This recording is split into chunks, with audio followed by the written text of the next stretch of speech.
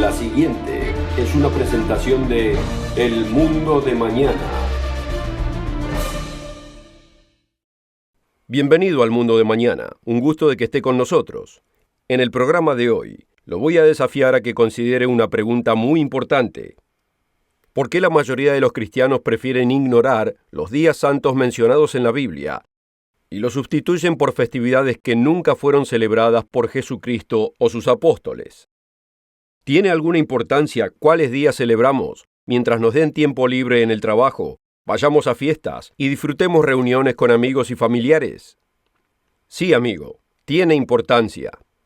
¿Se da cuenta que las 7 festividades anuales que la Biblia cristiana indica que debemos observar, en realidad predicen los eventos futuros? Algunos de los cuales ya han ocurrido, pero otros deben ser cumplidos y serán cumplidos en un futuro cercano. Estos días en realidad revelan el plan maestro de Dios para la humanidad. Responden a las grandes preguntas que la humanidad se ha interrogado durante siglos. Por ejemplo, quizás usted sea cristiano y quiera saber qué va a pasar con sus amigos y seres amados que no han sido salvos. No es como la mayoría piensa. ¿No le gustaría saber lo que la Biblia realmente revela? La respuesta se encuentra en los días santos bíblicos. Quizás usted no sea cristiano, pero ¿no le gustaría saber lo que estos días revelan acerca de un futuro cercano? Eventos que afectarán dramáticamente a todo el mundo, y esto lo incluye a usted. Si usted quisiera saber lo que va a acontecer en un futuro cercano, no va a querer perderse el programa de hoy. Acompáñenos, ya regresamos.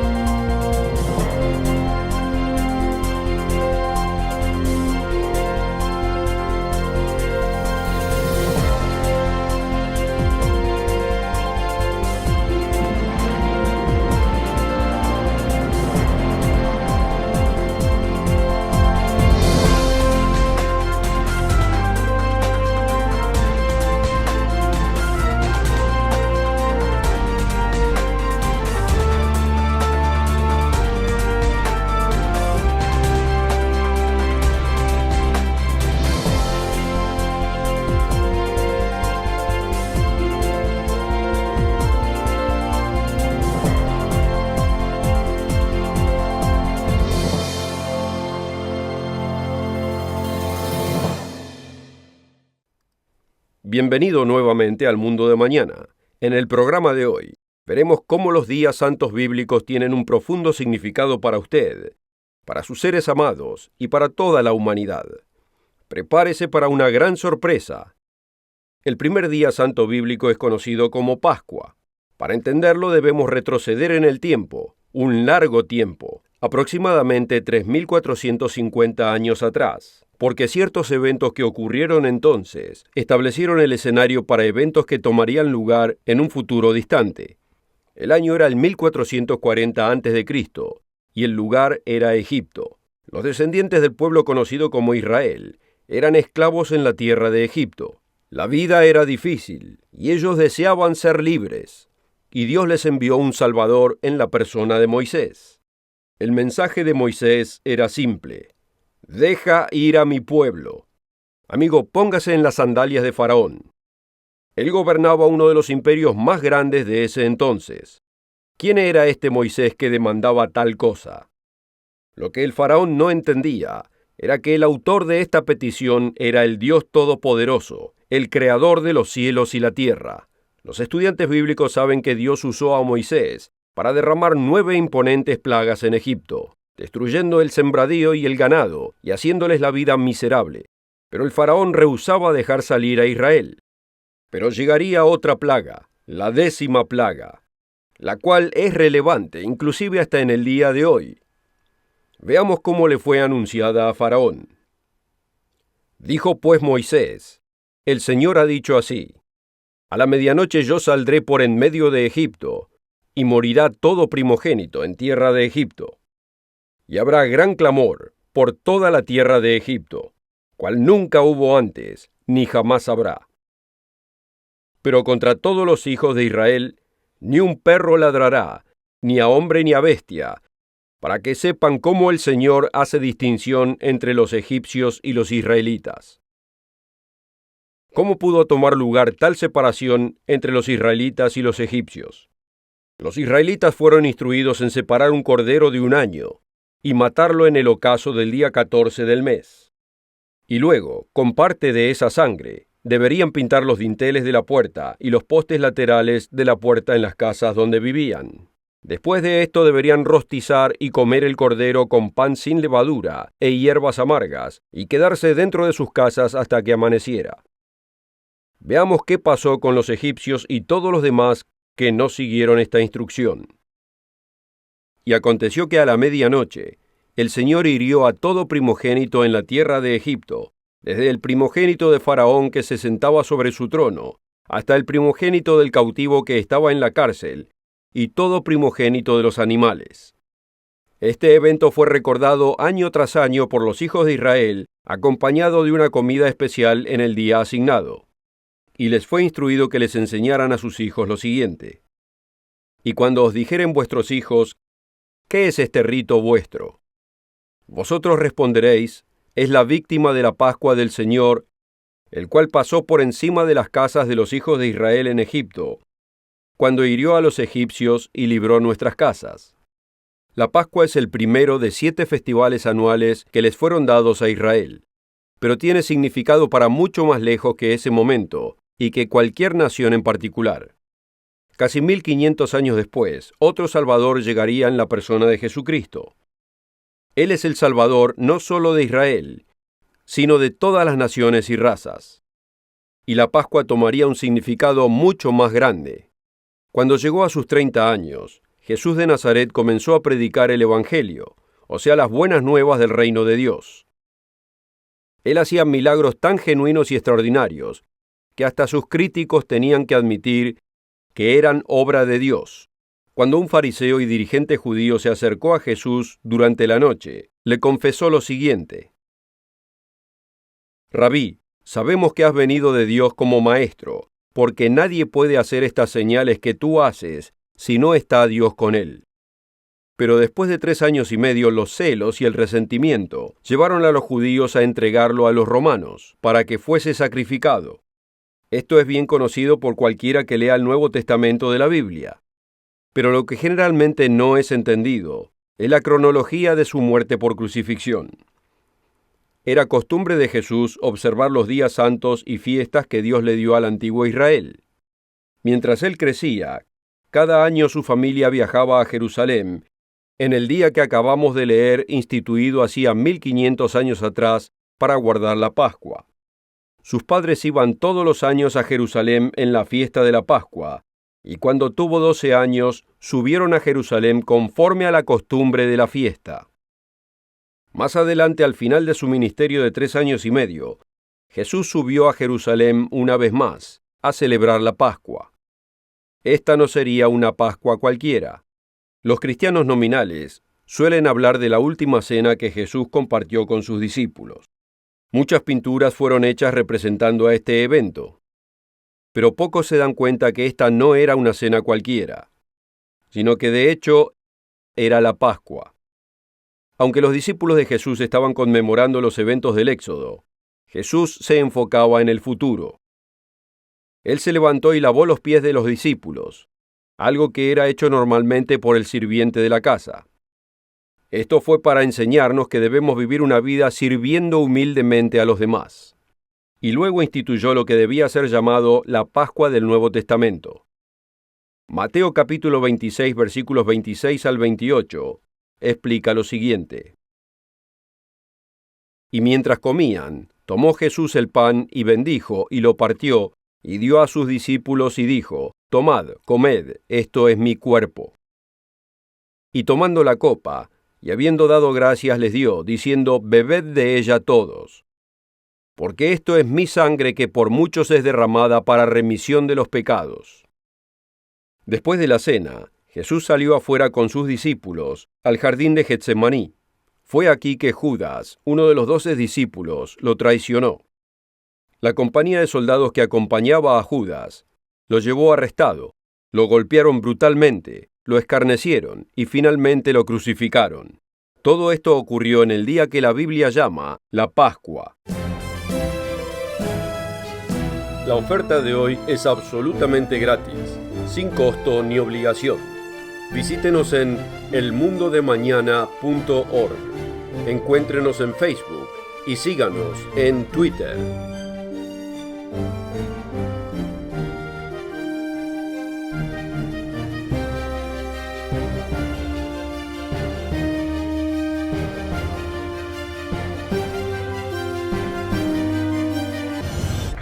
Con esta oferta también obtendrá una suscripción gratuita de la revista El Mundo de Mañana, cubierta de interesantes artículos y perspectivas relevantes de importantes temas de actualidad.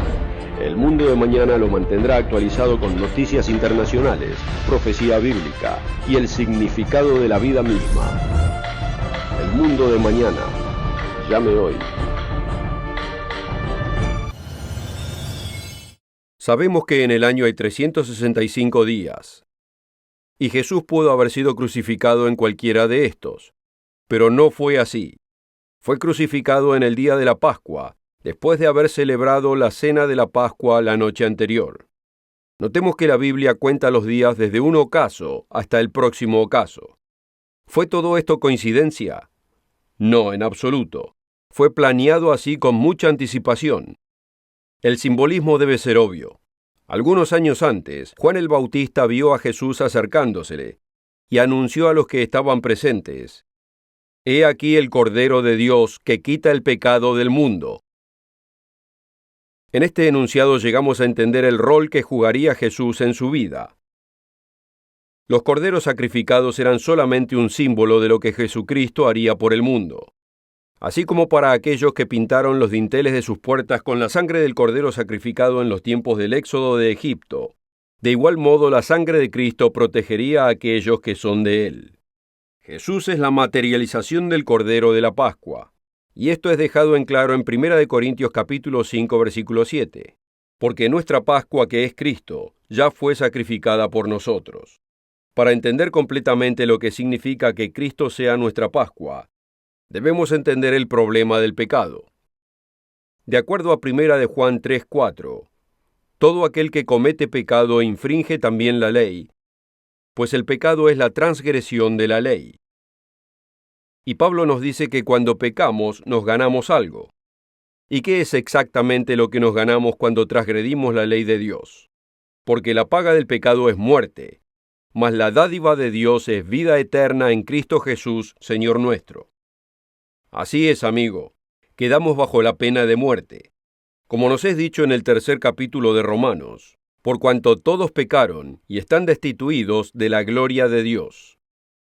Aquí hay una verdad que muy pocos cristianos comprenden, aunque hay muchas escrituras que revelan esta verdad. Jesucristo es nuestro Creador. Él fue el que creó la totalidad del universo.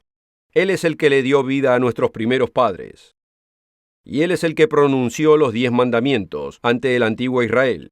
Por lo tanto, la vida de Él es tan valiosa que Él puede dar su vida en intercambio por la nuestra. Todo esto es confirmado en el 1 capítulo de Colosenses. Refiriéndose a Cristo nos dice lo siguiente: en quien tenemos redención por su sangre, el perdón de los pecados. Él es la imagen del Dios invisible, el primogénito de toda creación. Y el contexto claramente indica que aquí se refiere a Jesucristo. Porque en Él fueron creadas todas las cosas, las que hay en los cielos, las que hay en la tierra, visibles e invisibles, sean tronos, dominios, principados, potestades. Todo fue creado por medio de Él y para Él. Y Él es antes de todas las cosas, y todas las cosas por Él subsisten. Y Él es la cabeza del cuerpo que es la Iglesia. Él es el principio, el primogénito de entre los muertos, para que en todo tenga la preeminencia. Así que hagamos un resumen. Israel sacrificaba un corderito inocente y pintaba su sangre en los dinteles y postes de las puertas. En la noche de la Pascua, el primogénito de toda casa que no estuviese protegido por la sangre moriría. A todo primogénito que tuviese la sangre del cordero cubriendo su casa, se le perdonaba de la muerte. Jesucristo llegó a este mundo para ser la realidad de ese cordero de Pascua. Él fue brutalmente sacrificado para pagar la penalidad que nos ganamos nosotros mismos cuando pecamos. Él dio su vida en intercambio por la nuestra, y todo esto sucedió el día de la Pascua. Porque esta antigua ceremonia apuntaba hacia un cordero perfecto que vendría. Esta es la razón por la cual un verdadero cristiano debe celebrar la Pascua con los nuevos símbolos de pan sin levadura y vino en el día 14 del primer mes del calendario hebreo. Cuando hacemos esto, recordamos la muerte del Señor hasta que regrese de nuevo. El valor de su sacrificio no puede ser minimizado. La Pascua es la primera de 7 festividades ordenadas por Dios. La fiesta de pan sin levadura es la segunda. Y esta también tiene un profundo significado para nosotros. Nos enseña cómo responder al perfecto sacrificio de Cristo. Después de que Israel guardara la Pascua, salieron de Egipto durante un período de 7 días. Durante ese viaje no tenían tiempo de permitir que el pan se leudara. Solo podían comer pan ácimo o sin levadura.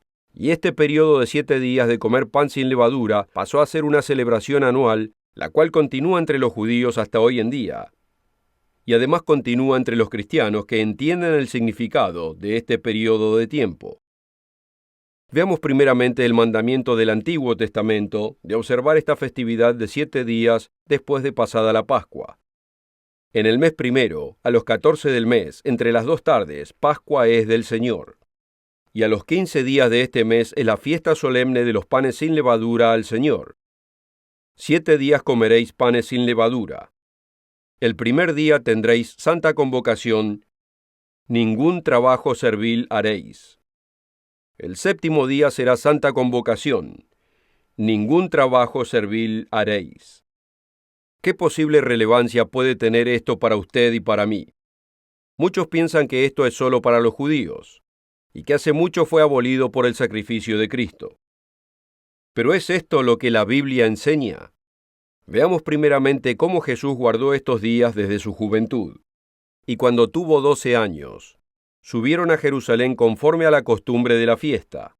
Y acabados los días, volviendo ellos, se quedó el niño Jesús en Jerusalén.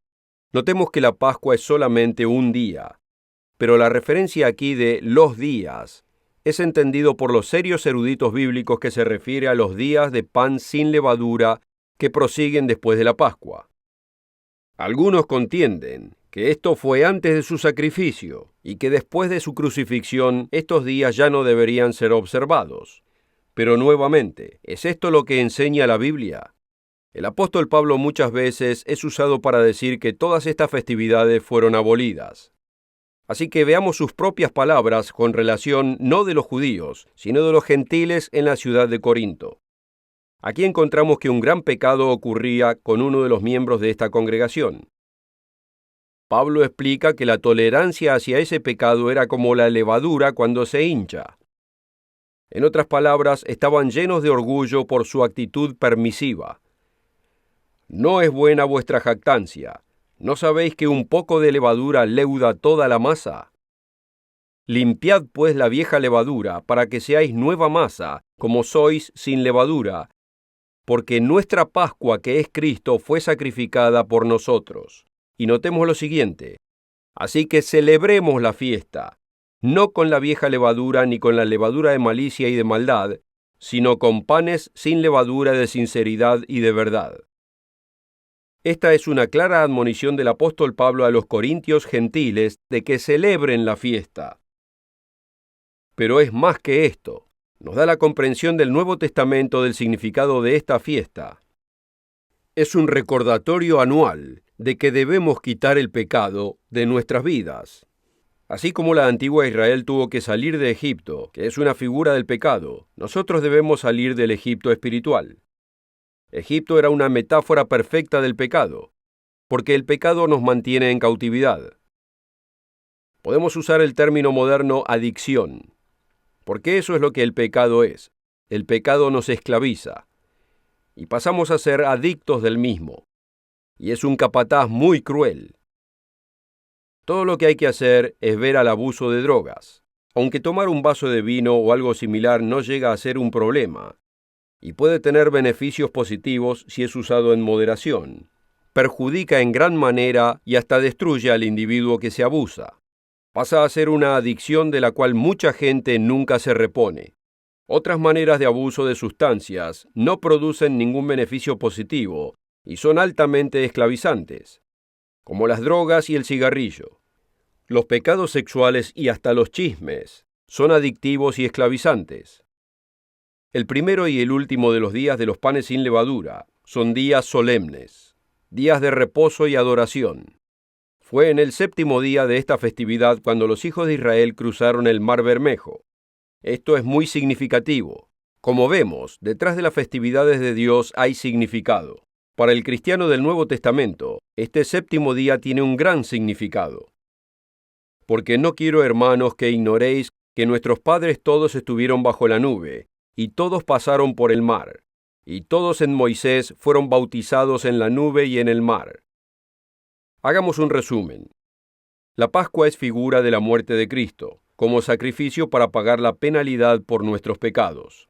La fiesta de panes sin levadura es figura de nuestra respuesta a ese sacrificio, el arrepentimiento del pecado. El último día de esta fiesta nos recuerda nuestra necesidad de ser bautizados por inmersión completa en el agua.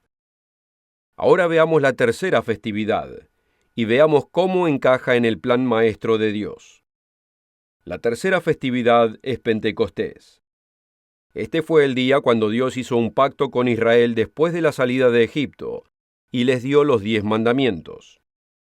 Un pacto es un acuerdo entre dos partes. En este caso era un acuerdo de matrimonio. La parte de Dios era de ser el esposo de Israel y bendecir a la nación con prosperidad, buena salud y una sociedad armoniosa. La parte de Israel era, hablando figurativamente, ser una esposa obediente y guardar sus mandamientos, específicamente los 10 mandamientos. La historia nos demuestra que Israel no guardó el acuerdo. Le fue infiel a Dios, y él la divorció. Así es, ellos querían las bendiciones que Dios ofrecía, pero los mandamientos no estaban en sus corazones. Este problema sería solventado en el futuro. Ezequiel profetizó de esto diciendo: «Y les daré un corazón y un espíritu nuevo pondré dentro de ellos, y quitaré el corazón de piedra de en medio de su carne, y les daré un corazón de carne, para que anden en mis ordenanzas, y guarden mis decretos y los cumplan, y me sean por pueblo, y yo les sea a ellos por Dios». En vez de mandamientos escritos en piedra, Dios le daría a Israel un corazón educable, en el que estos mismos mandamientos fuesen escritos. Esto es lo que significa el nuevo pacto. Citando al profeta Jeremías, el apóstol Pablo describe el problema y la solución. Notemos cuidadosamente que el problema no es la ley de Dios, sino el corazón del hombre. Porque si aquel primero hubiera sido sin defecto, ciertamente no se hubiese procurado lugar para el segundo. Porque reprendiéndolos dice: «He aquí vienen días, dice el Señor, en que estableceré con la casa de Israel y la casa de Judá un pacto nuevo, por lo cual este es el pacto que haré con la casa de Israel después de aquellos días, dice el Señor. Pondré mis leyes en la mente de ellos, y sobre su corazón las escribiré, y seré a ellos por Dios, y ellos me serán a mí por pueblo». La fiesta de Pentecostés llegó poco después de la resurrección de Cristo. Así como aconteció algo espectacular en Pentecostés cuando Israel salió de Egipto, también algo espectacular ocurrió en este Pentecostés. Los Hechos capítulo 2 describe cómo Dios derramó su espíritu en los creyentes que estaban reunidos obedeciendo ese día.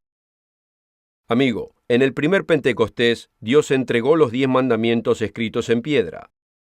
En este nuevo Pentecostés, Dios le dio el Espíritu Santo a la humanidad para escribir los mismos mandamientos en la mente y en el corazón. Los Hechos capítulo 2 versículos 36 al 38 resumen el significado de estas 3 festividades bíblicas. El apóstol Pedro predicó un mensaje poderoso en el primer día de Pentecostés, después de la crucifixión y de la resurrección de Jesucristo. En este, convenció a los judíos que estaban ahí reunidos que eran culpables de haber matado al Mesías tan esperado. Fueron convencidos de sus acciones y querían saber qué hacer respecto a este trágico pecado que cometieron. Notemos cómo al final del poderoso mensaje de Pedro, en ese día de Pentecostés, encontramos la Pascua, el reconocimiento de que Cristo dio su vida por nosotros, los panes sin levadura, nuestra respuesta de arrepentimiento seguida por el bautismo, y Pentecostés, la llegada del Espíritu Santo para escribir la ley de Dios en nuestro corazón y nuestra mente. Sepa pues ciertísimamente toda la casa de Israel que a este Jesús que vosotros crucificasteis, Dios ha hecho Señor y Cristo. Entonces, oído esto, fueron compungidos de corazón y dijeron a Pedro y a los otros apóstoles: Varones, hermanos, ¿qué haremos? Y Pedro les dice: Arrepentíos, y bautícese cada uno de vosotros en el nombre de Jesucristo para perdón de los pecados, y recibiréis el don del Espíritu Santo. Hay 7 festividades anuales de Dios presentadas en el Antiguo y en el Nuevo Testamento. Hoy solo tuvimos tiempo de cubrir las primeras 3. Las próximas 4 no han sido cumplidas y revelan eventos espectaculares que acontecerán en un futuro cercano. Explicaremos esto la próxima semana en la parte 2 de esta serie. Mientras tanto, si desea saber más acerca de estas maravillosas festividades bíblicas y lo que significan para usted y su familia, visite el sitio web elmundodemañana.org para leer o requerir el folleto Las Fiestas Santas, Plan Maestro de Dios. Este folleto explica las 7 festividades como están descritas en la Biblia. Esta es una información vital que posiblemente nunca haya escuchado.